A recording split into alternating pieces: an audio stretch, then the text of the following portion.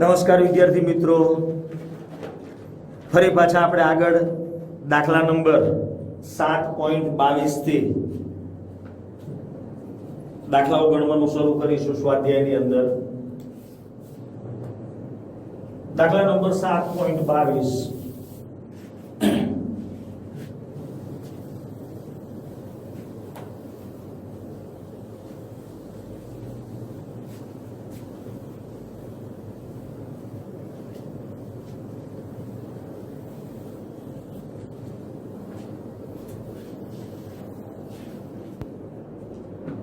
चलो जुओ 7.22 number no दाखलो. Bromine monochloride BrCl bromine અને ક્લોરીન ની અંદર સંતુલન પ્રાપ્ત કરે છે. તો પહેલા પ્રક્રિયાનું સમીકરણ લખી નાખીએ. BrCl એમાંથી Br2 અને Cl2 બને છે.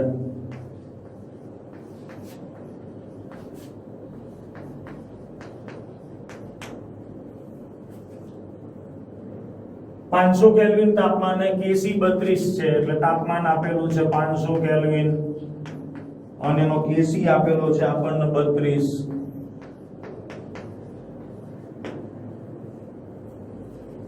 એનો Kc છે 32. શરૂઆતમાં શુદ્ધ BrCl હાજર હોય અને એની સાંદ્રતા 3.3 ગુણ્યા 10⁻³ મોલ પ્રતિ લિટર હોય. એટલે શરૂઆતની સાંદ્રતા આપણને BrCl ની આપી દીધી છે. તો શરૂઆતની સાંદ્રતા કેટલી આપેલી છે? તો કે 3.3 ગુણ્યા 10⁻³ મોલર. આમની તો 0 તો સંતુલન મિશ્રણમાં એમની સાંદ્રતા કેટલી હશે? તો આ શરૂઆતની સાંદ્રતા છે. સંતુલને સાંદ્રતામાં ફેરફાર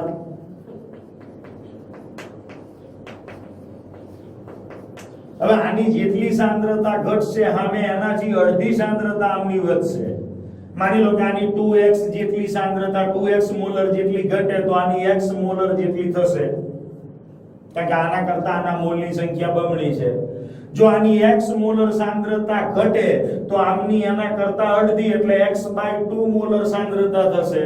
તો સંતુલન સાંદ્રતામાં થતો ફેરફાર, માની લો કે આની સાંદ્રતામાં x મોલર જેટલો ઘટાડો થાય તો આમની સાંદ્રતા x/2 આટલા મોલર જેટલી થશે, આની પણ x/2 મોલર જેટલી થશે. તો સંતુલન સાંદ્રતા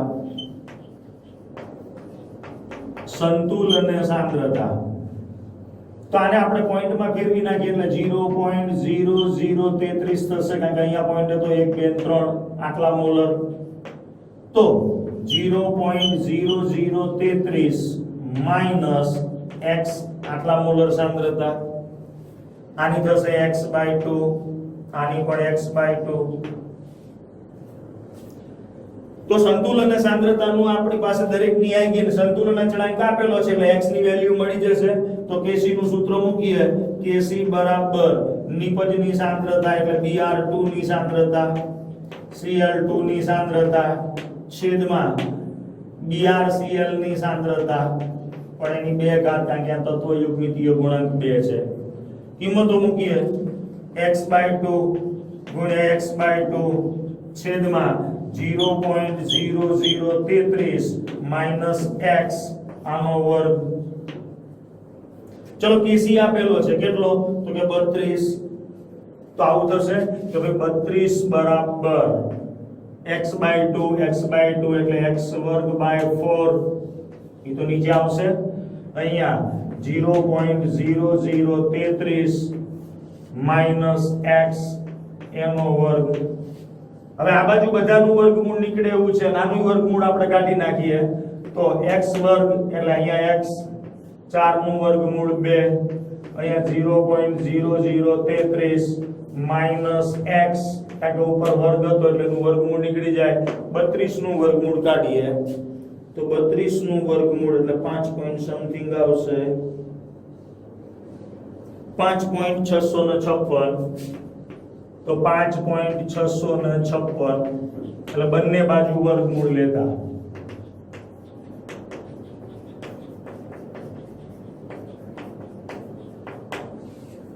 ચલો હવે આની સાથે ગુણી નાખીએ એટલે 2 ગુણ્યા 5.656 કૌંસમાં 0.0033 માઈનસ x બરાબર x એટલે 2 છક 12 1 2 પંચા 10 11 1 2 છક 12 1 13 1 2 પંચા 10 ને 11 11.312 કૌંસમાં 0.0033 માઈનસ x બરાબર x હવે ગુણાકાર કરીએ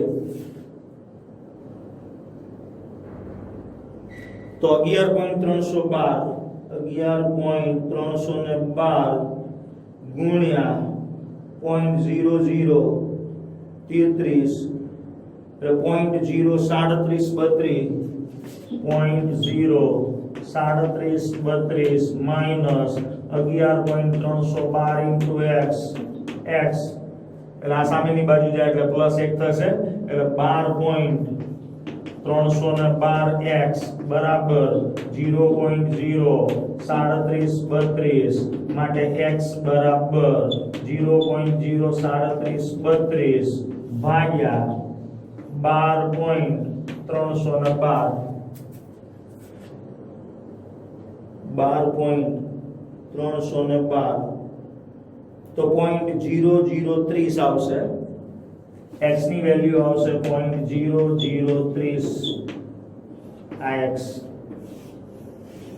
બસ હવે કિંમતો અહીંયા મૂકી દઈએ એટલે સંતુલન અને સાંદ્રતા મળી જાય તો BrCl ની સાંદ્રતા કેટલી સંતુલને તો કે 0.0033 માઈનસ 0.0030 એટલે જવાબ આવશે 0.0003 એટલે આમ લખાય 1 2 3 4 3 ગુણ્યા 10 ની માઈનસ 4 ઘાત આટલા મોલર આ BrCl ની સાંદ્રતા અને આમની કેટલી આવશે તો કે x ની વેલ્યુ છે ને 2 વડે ભાગવાની તો Br2 ની સાંદ્રતા અને Cl2 ની સાંદ્રતા ઈ તો સરખી જ રહેશે કેટલી તો કે 0.0015 આટલા મોલર રેડી તો દાખલો હતો 7.22 નંબરનો તો 7.22 માં BrCl ની સાંદ્રતા 3 ગુણ્યા 10 ની માઈનસ 4 ઘાત મોલર ઈ એક આપેલું છે આ બે આપેલી નથી ત્યાર પછી આવશે દાખલા નંબર 7.23 તો 7.23 નંબરનો દાખલો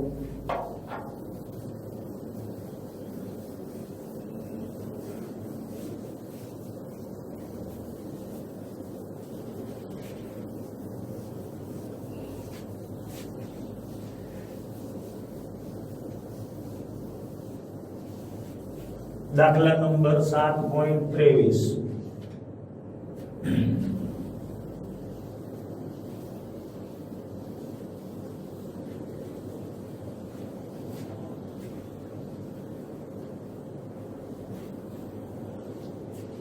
चलो जुओ 7.23 1127 કેલ્વિન તાપમાન એટલે તાપમાન આપેલું છે 1127 કેલ્વિન એક વાતાવરણ દબાણે એટલે દબાણ આપ્યું છે એક વાતાવરણ કાર્બન મોનોક્સાઇડ અને કાર્બન ડાયોક્સાઇડ નું મિશ્રણ ઘન કાર્બન સાથે જેમાં દળથી 90.55% કાર્બન મોનોક્સાઇડ છે ને એની સાથે સંતુલનમાં છે તો પ્રક્રિયાનું સમીકરણ છે કાર્બન જે સોલિડ છે એની સાથે છે કાર્બન ડાયોક્સાઇડ જે ગેસ છે એમાંથી બને છે કાર્બન મોનોક્સાઇડ ગેસ છે તો કાર્બન મોનોક્સાઇડ અને કાર્બન ડાયોક્સાઇડ નું મિશ્રણ એક દબાણે એક વાતાવરણ દબાણે કાર્બન મોનોક્સાઇડ અને કાર્બન ડાયોક્સાઇડ નું મિશ્રણ ઘન કાર્બન સાથે જેમાં દળથી 90.55% કાર્બન મોનોક્સાઇડ છે એટલે કાર્બન મોનોક્સાઇડ નું દળથી પ્રમાણ આપણને આપેલું છે કેટલું તો કે કાર્બન મોનોક્સાઇડ નું દળ એ આપેલું છે 90.55% એનો અર્થ કે 100 ગ્રામ દ્રાવણ છે અને 100 ગ્રામ દ્રાવણમાં બંને વાયુઓનું જે મિશ્રણ છે એમાં કાર્બન મોનોક્સાઇડનું દળથી પ્રમાણ આટલા ટકા એટલે આટલા ગ્રામ થયું 100 ગ્રામ મિશ્રણમાં. એટલે આપણે ધારી લઈએ કે ભાઈ કાર્બન મોનોક્સાઇડ અને કાર્બન ડાયોક્સાઇડનું દ્રાવણનું મિશ્રણ 100 ગ્રામ છે તો એમાં કાર્બન મોનોક્સાઇડનું દળ થયું 90.55 ગ્રામ. તો કાર્બન ડાયોક્સાઇડનું દળ કેટલું?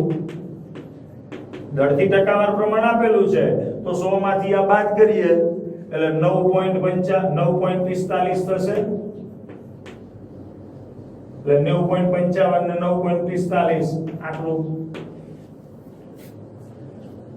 તો શોધવાનું છે શું? તો કે ઉપરના તાપમાને પ્રક્રિયા માટે સંતુલન અચળાંક Kc ગણો. આપણે આ પ્રક્રિયાનો સંતુલન અચળાંક Kc ગણવો છે. પણ અહીંયા આપણને દળ આપ્યા છે એટલે દળ ઉપરથી તો આપણે એના મોલ શોધી શકીએ.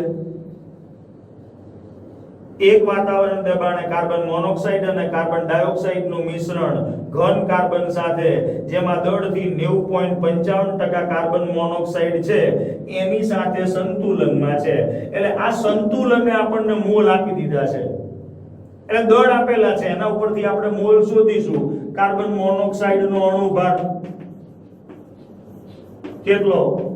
તો કે ઓક્સિજનનો 16, કાર્બનનો 12, 16 ને 2 18 ને 10 28. કાર્બન ડાયોક્સાઇડ તો કે 16 દુ 32 ને 12 44. આનો અણુભાર આટલો. એટલે દળ આપેલું છે એટલે એના ઉપરથી આપણને મોલ મળી જશે સંતુલને. તો કે સંતુલને મોલ તો કે કાર્બન મોનોક્સાઇડ ના મોલ તો એના મોલ બરાબર શું? એનું દળ 90.55 ભાગ્યા કાર્બન મોનોક્સાઇડ નો અણુભાર 28 એટલે મને એના મોલ મળશે. એ જ રીતે કાર્બન ડાયોક્સાઇડ ના મોલ તો કે કાર્બન ડાયોક્સાઇડ ના મોલ બરાબર તો એના મોલ કેટલા? તો કે કાર્બન ડાયોક્સાઇડ ના મોલ થશે એનું દળ છે 9.45 ભાગ્યા એનો અણુભાર 44 એટલે આના મોલ આટલા આવશે. હવે એના મોલ ખબર છે એટલે એના ઉપરથી આપણને બંનેના મોલ અંશ પણ મળી જાય. તો પહેલા કુલ મોલ શોધી નાખીએ. તો કે કુલ મોલ બરાબર બેના મોલનો સરવાળો.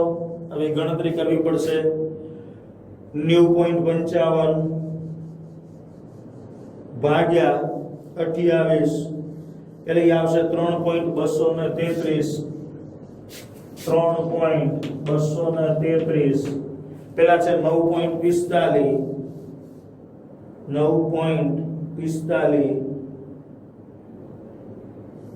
ભાગ્યા 44 એ આવશે 0.214. તો બેના મોલનો સરવાળો કરીએ એટલે 3.233 વત્તા 0.214 તો અહીંયા 3 ને 4 7 3 ને 1 4 2 ને 2 4 3.447 આટલા કુલ મોલ થશે. હવે આપણે બેના મોલ અંશ શોધી નાખીએ. તો પહેલા કાર્બન મોનોક્સાઇડ ના મોલ અંશ તો કાર્બન મોનોક્સાઇડ ના મોલ અંશ એટલે કાર્બન મોનોક્સાઇડ ના મોલ ભાગ્યા કુલ મોલ. કારણ કે કુલ દબાણ આપણી પાસે છે મિશ્રણનું. કુલ દબાણ આપણને આપેલું છે કેટલું? એક વાતાવરણ દબાણ છે સંતુલને. તો સંતુલને કુલ દબાણ ઉપરથી આપણે ઈ બંનેના આંશિક દબાણના મૂલ્યો મેળવી શકીએ અને પછી સૂત્રમાં મૂકી દઈએ. તો CO ના મોલ કેટલા? તો કે 3.233 ભાગ્યા કુલ મોલ કેટલા? તો કે 3.447 એટલે આ એના મોલ અંશ આવશે. કાર્બન ડાયોક્સાઇડ ના મોલ અંશ તો કે કાર્બન ડાયોક્સાઇડ ના મોલ અંશ બરાબર કાર્બન ડાયોક્સાઇડ ના મોલ એ છે 0.214 ભાગ્યા કુલ મોલ 3.447 એટલે મને કાર્બન ડાયોક્સાઇડ ના મોલ અંશ મળી જશે. ગણતરી કરીએ કેટલો આવે છે જવાબ? 3.233 ભાગ્યા 3.447 એ આવશે 0.937 અને આ આવશે 0.214 ભાગ્યા 3.447 0.062 તો બેના મોલ અંશ આવી ગયા. હવે આપણે બેયનું સંતુલન અને આંશિક દબાણ ગણવું છે. તો કાર્બન મોનોક્સાઇડ નું આંશિક દબાણ બરાબર એના મોલ અંશ ગુણ્યા કુલ દબાણ. તો કાર્બન મોનોક્સાઇડ ના મોલ અંશ કેટલા આયા? તો કે 0.937 અને કુલ દબાણ તો એક વાતાવરણ છે એટલે એનું દબાણ થશે 0.937 આટલા વાતાવરણ. સમજ પડે છે? થોડો દાખલો લાંબો છે. હવે કાર્બન ડાયોક્સાઇડ એનું મારે આંશિક દબાણ ગણવું છે સંતુલને. તો એના મોલ અંશ ઇન્ટુ કુલ દબાણ. સંતુલન મિશ્રણનું કુલ દબાણ એક વાતાવરણ છે તો કાર્બન ડાયોક્સાઇડ ના મોલ અંશ કેટલા? તો કે 0.062 ગુણ્યા કુલ દબાણ 1 એટલે જવાબ આવશે 0.062 આટલા વાતાવરણ. ચલો ખબર પડી અહીં સુધી. હવે બેયના આંશિક દબાણ આવી ગયા. હવે સંતુલન અચળાંક Kp ઈ આપણને આપેલો છે. સોરી, Kp પહેલા આપણે શોધી કાઢીએ. Kp આપેલો નથી, Kc શોધવાનો છે. તો Kp આપણે પહેલા મેળવી દઈએ. તો Kp બરાબર શું લખીશું? તો કે નીપજ બાજુ રહેલા વાયુના મોલ તો કે કાર્બન મોનોક્સાઇડના મોલ એની 2 ઘાત છેદમાં કાર્બન ડાયોક્સાઇડ એનું આંશિક દબાણ. Kp છે એટલે આંશિક દબાણનો જ ઉપયોગ કરવાનો આવશે. તો આના 2 મોલ છે એટલે ઘાતમાં 2, આનો 1 મોલ છે એટલે ઘાતમાં 1 તત્વયુગ્મિતીય ગુણાંક. કિંમતો મૂકી દે એમના આંશિક દબાણ. કાર્બન મોનોક્સાઇડ નું છે 0.937 પણ એની 2 ઘાત એટલે 2 વખત છેદમાં કાર્બન ડાયોક્સાઇડ તો કે 0.062. ચલો આના ઉપરથી આપણને Kp મળી જશે અને જે જવાબ આવશે એ વાતાવરણમાં જ આવશે. તો 0.937 ગુણ્યા 0.937 બરાબર એને ભાગ્યા 0.062 તો 14.160 આવશે. 14.160 આટલા વાતાવરણ. પણ આપણે તો ગોતવો છે Kc. તો Kp અને Kc વચ્ચેના સંબંધનું સૂત્ર છે Kp બરાબર Kc કૌંસમાં RT ડેલ્ટા n ગેસિયસ. હવે ડેલ્ટા n ગેસિયસ એટલે નિપજ બાજુના વાયુના કુલ મોલ માઈનસ પ્રક્રિયક બાજુ રહેલા વાયુના કુલ મોલ એટલે ડેલ્ટા Ng 2 ઓછા 1 આવશે. ચલો અહીં મૂકી દઈએ. તો Kp આવ્યો છે 14.160. Kc ગણવો છે. R ની કિંમત હવે અહીંયા દબાણ કયા એકમમાં છે? વાતાવરણમાં. તો R ની કિંમત આપણે વાતાવરણ નામના એકમમાં 0.082 લઈ લઈએ કારણ કે 0.082 લીટર વાતાવરણ પ્રતિ કેલ્વિન મોલમાં છે. તાપમાન ઈ છે 1127 કેલ્વિન. તો Kc એને કરતા બનાવીએ 14.160 ભાગ્યા 0.082 ગુણ્યા 1127 જોઈએ જવાબ 14.160 ભાગ્યા 0.082 બરાબર આટલા આવશે. એને ભાગ્યા 1127 0.1532 આવે છે. આટલો સંતુલન અચળાંક Kc ની કિંમત આવશે. તો દાખલા નંબર છે 7.23 નંબરનો લાંબો દાખલો છે. 7.23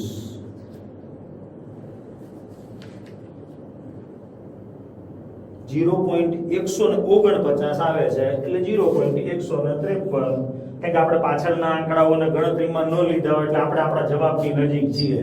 0.153 આવે છે. અહીંયા 0.149 આવે છે. એટલે 0.15 જવાબ થઈ ગયો કેસી નો. ઓકે, ચલો 7.23 પૂરો. હવે આવશે 7.24 નંબરનો દાખલો.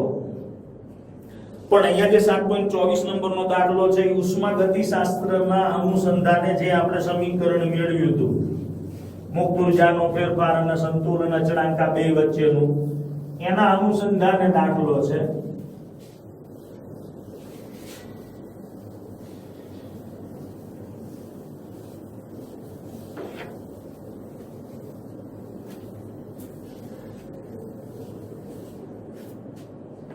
ચલો જુઓ દાખલા નંબર 7.24. NO અને O2 માંથી NO2 ના સર્જન માટે એટલે પ્રક્રિયાનું સમીકરણ આપ્યું છે. NO અને O2 માંથી NO2 ના સર્જન માટે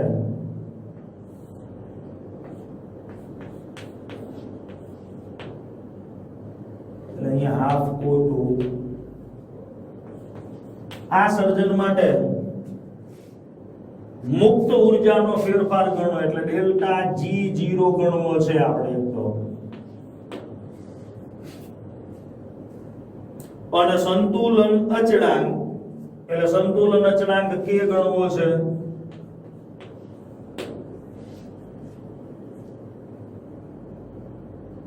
અહીંયા પ્રક્રિયામાં ભાગ લેતા પ્રક્રિયકો અને નિપજો એમની સર્જન મુક્ત ઉર્જા આપણને આપી દીધી છે કે ભાઈ NO2 એની સર્જન મુક્ત ઉર્જા કેટલી છે? એ છે 52 કિલોજૂલ પ્રતિ મોલ. NO ની સર્જન મુક્ત ઉર્જા એ આપી છે 87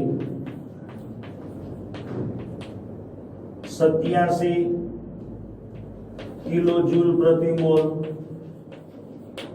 અને ઓક્સિજન એની સર્જન મુક્ત ઉર્જા આપી છે એ છે 0, કારણ કે એ તો પ્રમાણિત સ્થિતિમાં છે એટલે એની સર્જન મુક્ત ઉર્જાનું મૂલ્ય 0 હોય.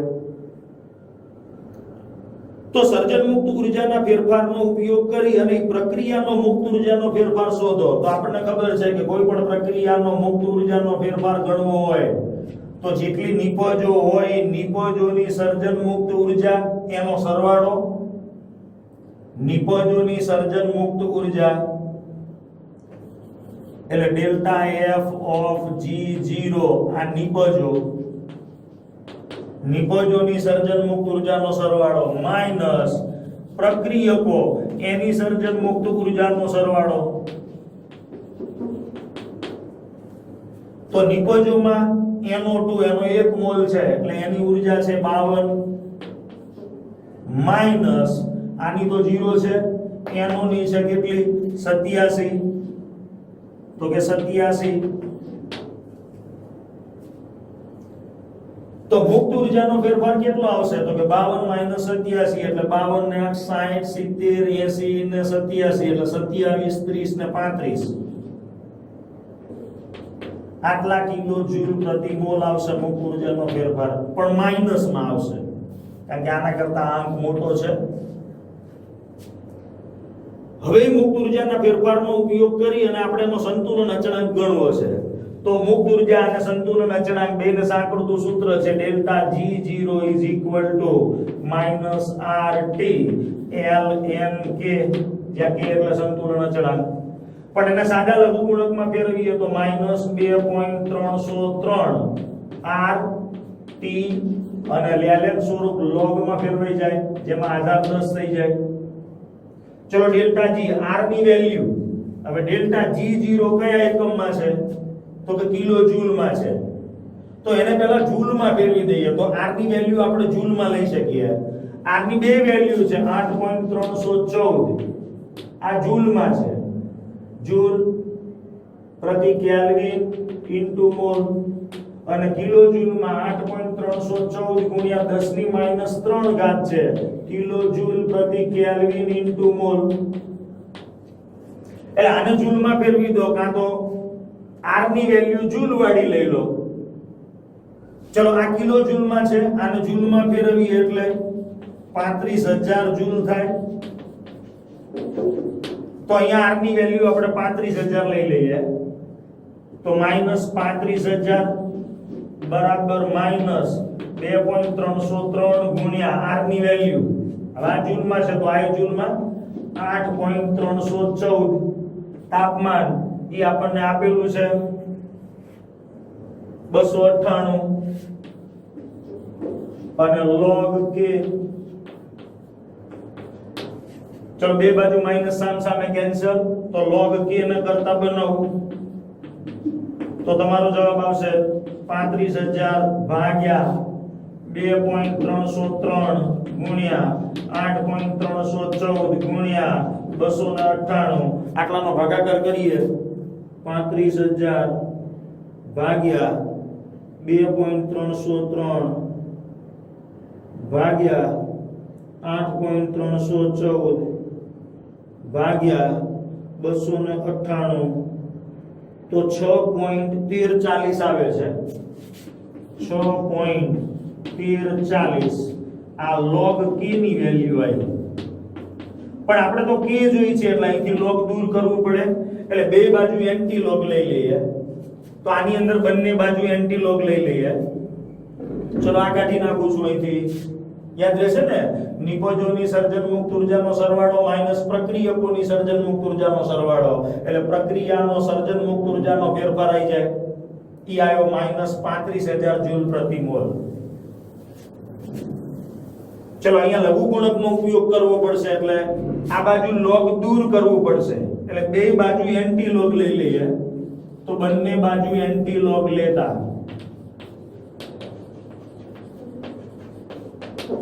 બંને બાજુ શું કરીશું? એન્ટી log લઈ લઈએ. log નો એન્ટી log એટલે log કેન્સલ થઈ જાય, અહીંયા સંતુલન અચળાંક અને સામે જે સંખ્યા છે એનો એન્ટી log લેવો પડશે. Anti log of 6.1340. મેં તમને શીખવાડ્યું હતું કે કોઈ પણ સંખ્યાનો એન્ટી log જુઓ તો એન્ટી log એ હંમેશા પોઈન્ટ પછીના આંકડાનો જ જોવાય. આગળ જે છગડો છે એ 10 ની ઘાતમાં જતો રહે, એટલે અહીંયા 10 ની 6 ઘાત આવશે અને 0.13 માં એન્ટી log તમારે જોવાનો થશે. મારી પાસે કેલ્ક્યુલેટર નથી, સોરી log ટેબલ નથી, પણ જે જવાબ આવે 0.13 માં એન્ટી લોગેરિધમમાં જોવાનો. જે જવાબ આવે, માની લો કે જવાબ આવ્યો 3 5 6 7, તો એમાં આગળ એક અંક રાખી અને પોઈન્ટ મૂકી દેવો પડે. સમજ પડે શું કહું? તો 0.13 માં કેટલો એન્ટી લોગ આવતો હશે એ આપણા જવાબના આધારે આપણે નક્કી કરી શકીએ, જો આપણે સાચા હોઈએ તો, ક્યાંય ભૂલ ન કરી હોય તો. તો દાખલા નંબર છે 7.24 બરાબર છે. તો 0.13 માં 1365 આવો એન્ટી લોગ આવતો હશે. 0.13 માં 1365. હવે એન્ટી લોગ જુઓ પછી આગળ એક અંક રાખીને પોઈન્ટ મૂકી દેવાનો, એટલે સંતુલન અચળાંક k નું મૂલ્ય આપણને મળી જશે આટલું. તો આપણો જવાબ આવી જશે 1.365 ગુણ્યા 10 ની 6 ઘાત. ચલો હવે ગણતરી નથી કરવાની, એના પછીના બે પ્રશ્નમાં સીધો તમારે જવાબ આપવાનો છે. એટલે જો લસ એટેલિયરનો નિયમ અને સંતુલનને અસર કરતા પરિબળોની તમને ખબર હોય, જે મેં તમને આગળ થિયરીમાં સમજાવી છે, તો એના ઉપરથી તમે અહીં રહેલા બે પ્રશ્નોના જવાબ સરળતાથી આપી શકશો. ચલો જુઓ શું કહે છે. 7.25 નંબરનો પ્રશ્ન સમજો. નીચેના સંતુલન માટે કદમાં વધારો કરી અને દબાણમાં ઘટાડો કરવામાં આવ્યો, એટલે બધી જ પ્રક્રિયાઓમાં દબાણમાં ઘટાડો કરવામાં આવે છે. હવે યાદ કરો, એ લસ એટેલિયરનો નિયમ અને સંતુલનને અસર કરતું પરિબળ દબાણ. મેં તમને કીધું હતું કે દબાણમાં વધારો કરો કે ઘટાડો કરો, એ દબાણના વધારા કે ઘટાડાની અસર કઈ બાજુ થાય? તો કે જે બાજુ વાયુના મોલ વધુ હોય એ બાજુ થાય.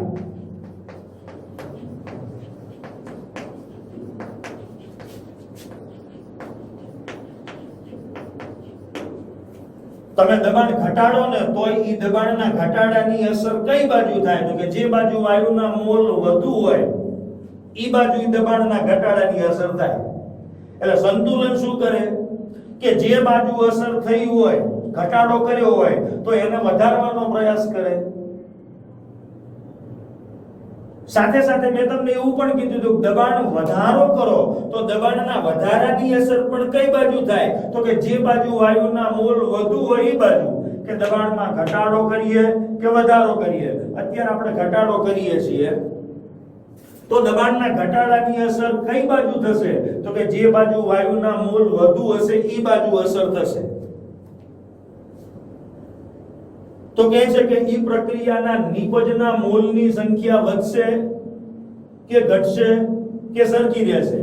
એટલે તમારે કહેવાનું છે કે દબાણનો ઘટાડો કરીએ તો નીચેની પ્રક્રિયાઓમાં નિપજ વધશે કે ઘટશે કે કઈ જ અસર થશે નહીં અથવા સરખી જ રહેશે? આ ત્રણમાંથી એક જવાબ તમારે આપવાનો છે. ચલો માની લો કે પહેલું પ્રક્રિયા સમીકરણ આવું છે PCl5 ગેસ, એમાંથી PCl3 ગેસ અને Cl2 ગેસ. હવે આમાં આપણે દબાણ ઘટાડીએ તો દબાણના ઘટાડાની અસર કઈ બાજુ થાય? તો કે આ બાજુ. દબાણના ઘટાડાની અસર કઈ બાજુ થાય? આ બાજુ. હવે દબાણના ઘટાડાની અસર અહીંયા થઈ સંતુલનને, એટલે સંતુલન શું કરશે? એને વધારવા માટેનો પ્રયાસ કરશે. અસર અહીંયા થઈ ઘટાડાની, આ બાજુ દબાણ ઘટ્યું કારણ કે આ બાજુ વધારે મોલ છે, વાયુના 2 મોલ, આ બાજુ 1 મોલ. તો આ બાજુ દબાણના ઘટાડાની અસર થઈ એટલે સંતુલનની દબાણને વધારવા પ્રયાસ કરશે. તો આ પ્રક્રિયામાં પ્રક્રિયા કઈ દિશામાં આગળ વધશે? તો કે પુરોગામી દિશામાં આગળ વધશે. તો એમાં શું થશે? તો કે એમાં નિપજનું પ્રમાણ વધશે. ચલો પહેલામાં આવો જવાબ આવશે, પછી આપણે ત્રણેયના સાથે જવાબ જોઈએ. ચલો બીજું CaO plus CO2, CaO solid plus CO2 gas, એમાંથી બને છે CaCO3 solid.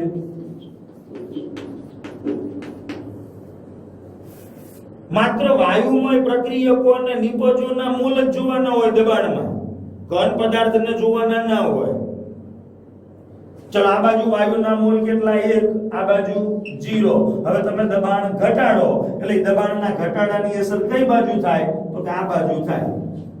એટલે આ બાજુ દબાણ ઘટે એટલે સંતુલનની દબાણના ઘટાડાની અસરને દૂર કરવા એટલે કે ઘટેલા દબાણને વધારવાનો પ્રયાસ કરે. એટલે પ્રક્રિયા કઈ દિશામાં થાય? આ દિશામાં થાય. આ બાજુ તમે દબાણ ઘટાડ્યું તો એ ઘટાડેલા દબાણની અસર અહીંયા થઈ એટલે સંતુલન એને વધારવા પ્રક્રિયા કરશે. કઈ દિશામાં? તો કે એની અંદર પ્રક્રિયા આ દિશામાં કરશે, પ્રતિગામી. તો એનો અર્થ કે ઈ વખતે આ પ્રક્રિયામાં નિપજ શું થશે? ઘટશે. રેડી? ચલો ત્રીજું જોઈ લો પ્રક્રિયા સમીકરણમાં. પ્રક્રિયક બાજુ વાયુના મોલ કેટલા? 4. નિપજ બાજુ વાયુના મોલ કેટલા? 4.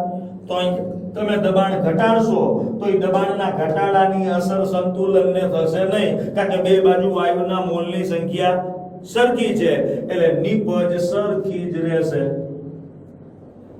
આમાં નિપજ વધશે, આમાં ઘટશે, પણ એમાં તો નિપજ સરખી જ રહેશે. જોઈએ જવાબ 7.25. તો એના જવાબ અહીંયા આપણને આપેલા નથી કારણ કે મૌખિક પ્રશ્નો છે એટલે. ત્યાર પછી આવશે 7.26 નંબરનો પ્રશ્ન. 7.26 શું કહે છે? 7.26 માં હવે દબાણના વધારાની અસર લાગુ પાડવામાં આવે છે.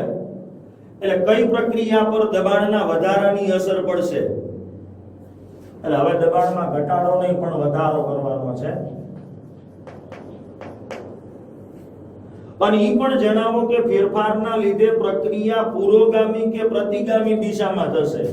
દબાણનો વધારો કરીએ એટલે પણ ઈ વધારાની અસર કઈ બાજુ થાય તો કે જે બાજુ વાયુના મોલ વધુ હોય ઈ બાજુ આ દબાણનો વધારો થાય એટલે સંતુલન ઈ દબાણના વધારાને ઘટાડવા ઓછા મોલ બાજુ પ્રક્રિયા કરશે કઈ બાજુ ઓછા મોલ બાજુ ચલો પહેલી પ્રક્રિયા તો કે COCl2 એમાંથી CO અને Cl2 એક પ્રક્રિયા છે બીજી પ્રક્રિયા ઈ છે CH4 2S2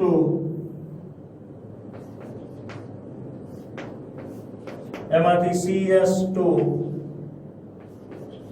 પ્લસ 2H2S બીજી પ્રક્રિયા છે ત્રીજી CO2 પ્લસ કાર્બન એમાંથી બનશે 2CO ચોથું 2H2 પ્લસ CO એમાંથી બનશે CH3OH પાંચમું CaCO3 એમાંથી બને છે CaO પ્લસ CO2 અને છઠ્ઠું 4NH3 પ્લસ 5O2 એમાંથી બનશે NO પ્લસ H2O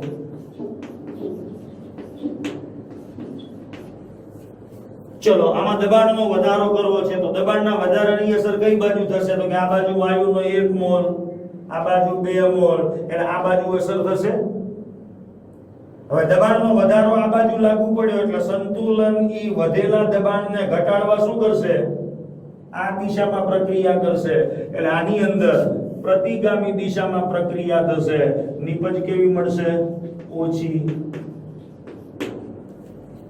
ચલામાં 1 મોલા 2 મોલા 3 મોલ આ બાજુ 2 મોલા 1 મોલા 3 મોલ તો બે બાજુ મોલ સરખા છે આમાં એકે બાજુ પ્રક્રિયા આગળ વધશે નહીં 1 મોલ 2 મોલા 3 મોલ 1 અને 2 3 મોલ ચલો આ બાજુ 1 મોલ આ બાજુ 2 મોલ દબાણ વધારો એટલે જે બાજુ વધારે મોલ હોય એ બાજુ લાગુ પડે સંતુલન એને ઘટાડવા આમ પ્રક્રિયા કરે પ્રક્રિયા પ્રતિગામી દિશામાં થાય નિપજ ઘટે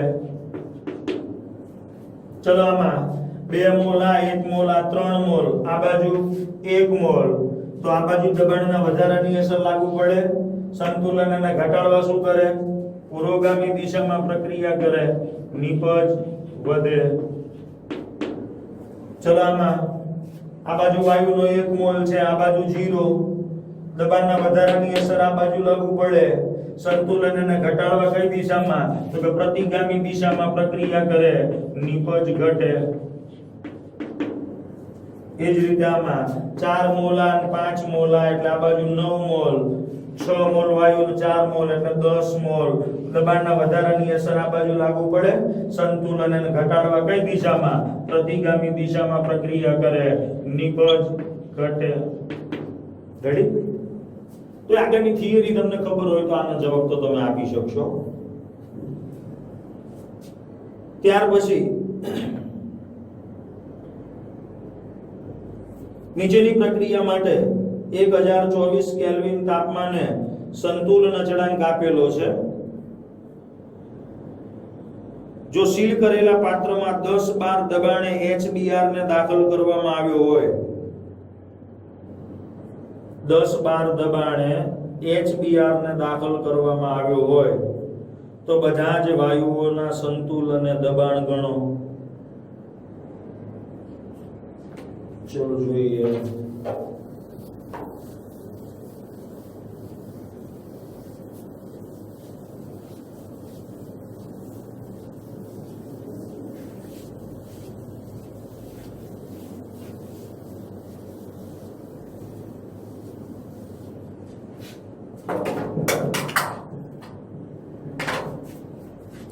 H2 plus Br2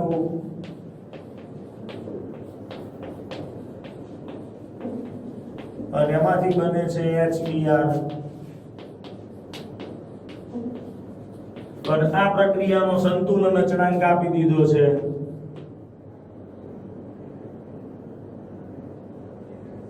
ઈ છે 1.6 ગુણ્યા 10⁵ સંતુલન અચળાંક આપેલો છે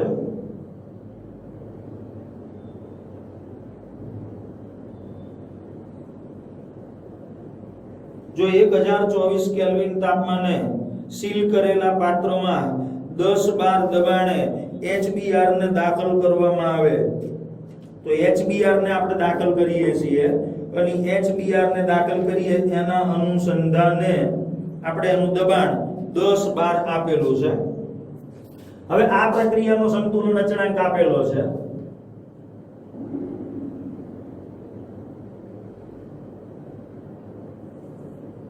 HBr ને દાખલ કરેલો છે એટલે એનો અર્થ કે એની પ્રક્રિયા તો આમ થશે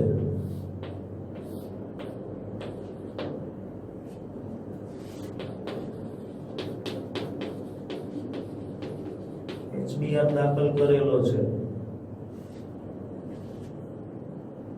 1024 કેલ્વિન તાપમાન એટલે આનું દબાણ 10 બાર છે તો શરૂઆતનું દબાણ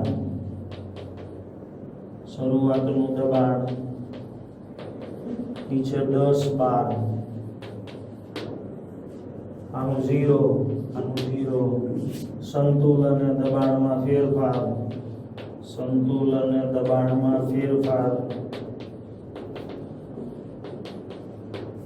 10 માઈનસ x અથવા 10 માઈનસ p તો આ p/2 થશે આ પણ p/2 થશે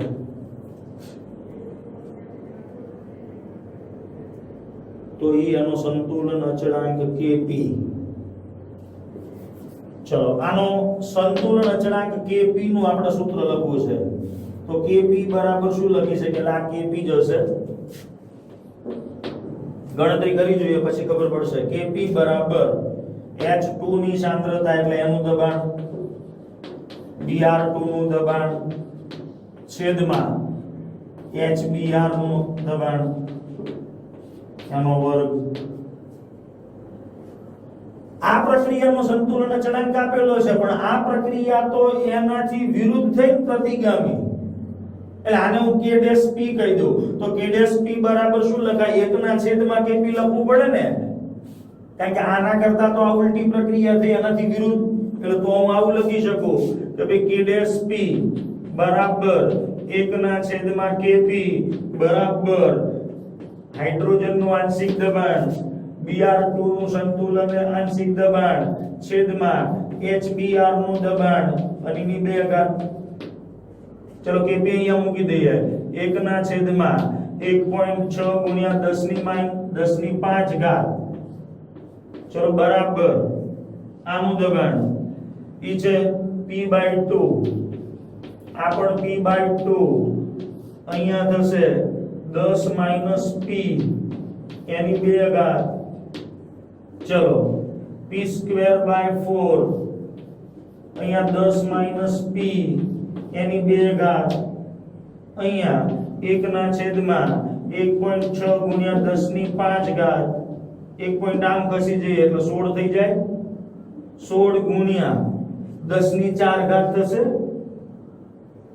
16 ગુણ્યા 10⁴ ઘાત એટલે અહીંયા વર્ગમૂળ આવશે 4 ગુણ્યા 10⁵ ઘાત બરાબર આનું વર્ગમૂળ p આનું વર્ગમૂળ 2 અને આનું વર્ગમૂળ 10 માઈનસ p ચલો હવે આને આની સાથે ગુણી નાખીએ તો 4 × 8 એટલે 800 થશે સોરી આમ આવશે ને આમ આવશે 400p બરાબર 20 માઈનસ 2p 2p આ બાજુ આવશે એટલે 402p બરાબર 20 માટે p બરાબર 20/402 તો 20 ભાગ્યા 402 20 ભાગ્યા 402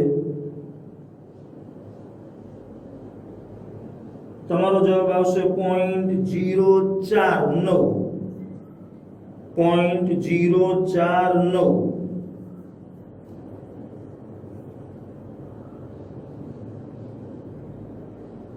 10 છે એટલે 4 ગુણ્યા 10 ની 2 ઘાત 4 ગુણ્યા 10 ની 2 ઘાત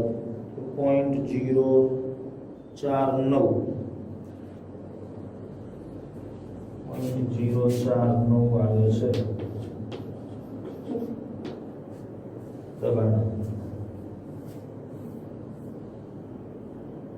0.049 એક જ મિનિટ 20 - 2p અને 4 ગુણ્યા 10 ની 2 ઘાત એટલે 400p 20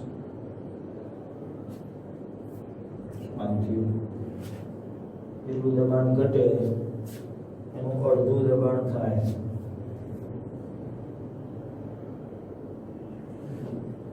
p/2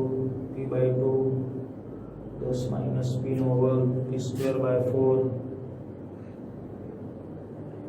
p નો જવાબ 0.049 આવે છે અહીંયા મૂકી જોઈએ હવે 10 - 0.049 5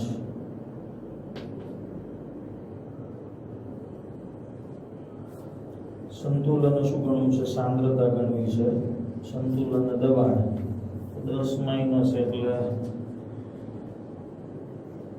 કેટલો આવે છે જવાબ જોઈ લઈએ HBr નો 7.27 2.5 ગુણ્યા 10 ની -2 ઘાત અને છે 10 બાર તો એ તો 10 બરાબર છે કારણ કે 10 એની સરખામણીમાં આ મૂલ્ય બહુ જ ઓછું છે એટલે અવગણી લો તો 10 થઈ જશે અને આ આવશે કેટલું તો કે p ના છેદમાં 2 એટલે 0.049 ભાગ્યા 2 એટલે 0 0 2 2 4 2 4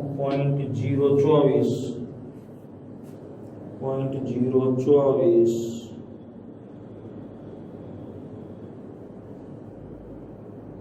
0.024 બરાબર છે હવે 2 પોઈન્ટ આમ ઘસી જઈએ એટલે 2.4 ગુણ્યા 10 ની -2 ઘાત એટલે હાઇડ્રોજન નું દબાણ આવશે એ આટલું આવશે બ્રોમિન નું આંશિક દબાણ પણ આટલું આવશે બેયનું સરખું જ આવશે 2.4 ગુણ્યા 10 ની -2 ઘાત એ બરાબર છે અને આ રહ્યું 10 - 0.05 એટલે એ બહુ મોટો ફેર નહીં પડે 10 - 0.05 9.95 આવે છે એટલે 9.95 એટલે નિયર અબાઉટ 10 થયું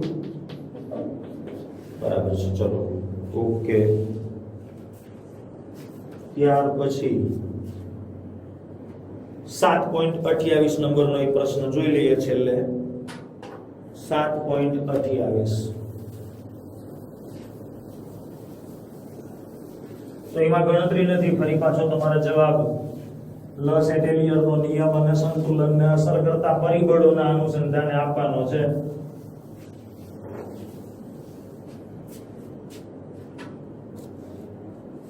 ઉષ્મા શોષક પ્રક્રિયા પ્રમાણે કુદરતી વાયુના અંશતઃ ઓક્સિડેશનથી ડાયહાઇડ્રોજન વાયુ મળે છે એટલે આપણને પ્રક્રિયા સમીકરણ આવું આપેલું છે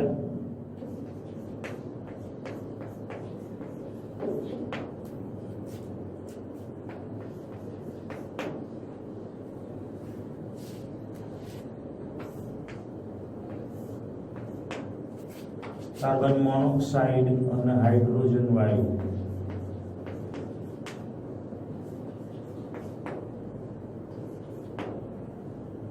નીચેની ઉષ્મા શોષક પ્રક્રિયા એટલે આ પ્રક્રિયા ઉષ્મા શોષક છે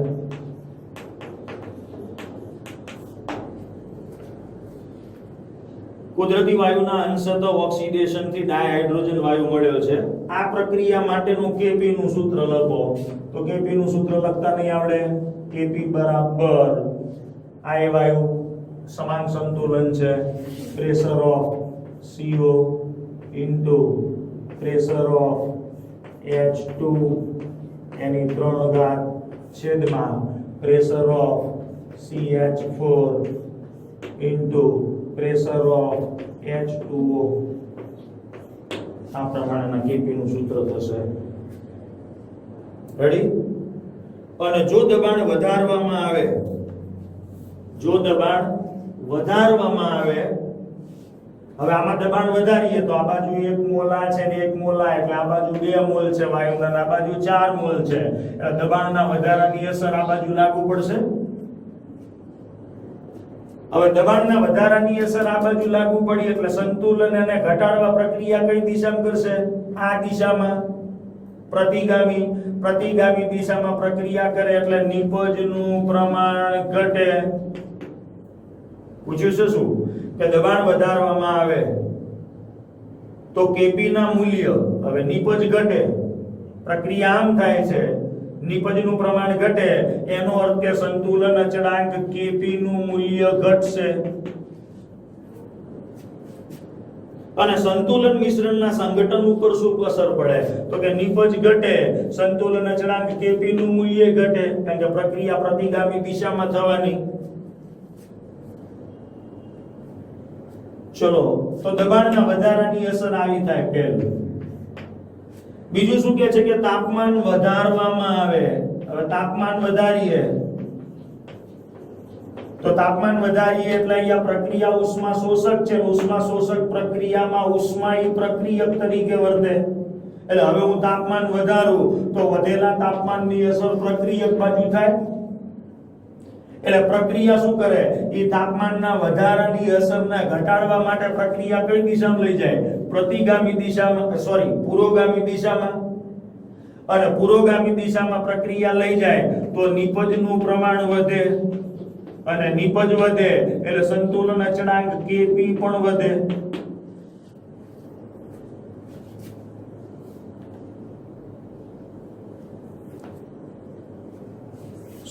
આમાં તાપમાનમાં ફેરફાર નથી કરતી એટલે નિપજ ઘટશે પણ સંતુલન અચળાંકને કઈ અસર નહીં થાય મિત્રો. કારણ કે સંતુલન અચળાંકને અસર કરતું તો માત્ર એક જ પરિબળ છે, તાપમાન.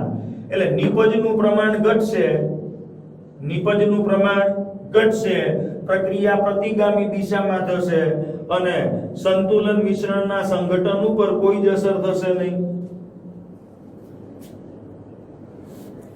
તો પહેલું જે આપણને આપેલું છે એના અનુસંધાને આપણે જવાબ આપીએ તો Kp નું મૂલ્ય નહીં બદલાય, નિપજ ઘટશે, પ્રક્રિયા પ્રતિગામી દિશામાં થશે પણ સંતુલન અચળાંક Kp ને કઈ અસર નહીં થાય. કારણ કે સંતુલન અચળાંક તો ત્યારે જ બદલાય જ્યારે તાપમાન બદલવામાં આવે.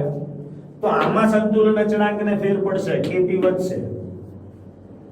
સમજ પડે છે? નિપજે વધશે, પ્રક્રિયા પુરોગામી દિશામાં થશે અને સાથે સાથે સંતુલન અચળાંકનું મૂલ્ય, એ સંતુલન અચળાંકનું મૂલ્ય એ બદલાશે. ત્રીજું, ઉદ્દીપકનો ઉપયોગ કરવામાં આવે.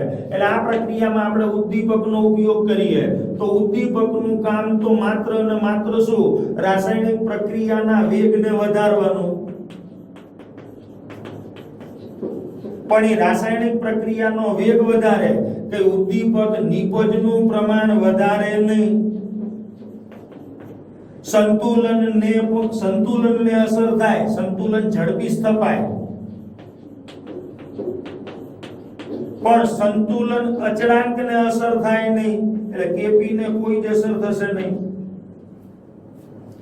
ઉદ્દીપકનું કામ શું? તો કે રાસાયણિક પ્રક્રિયાનો વેગ વધારે એટલે સંતુલન ઝડપી સ્થપાય, પણ એ ઉદ્દીપકના ઉમેરાથી નિપજનું પ્રમાણ વધતું નથી અને એ ઉદ્દીપકના ઉમેરાથી સંતુલન અચળાંકને પણ કોઈ અસર થતી નથી.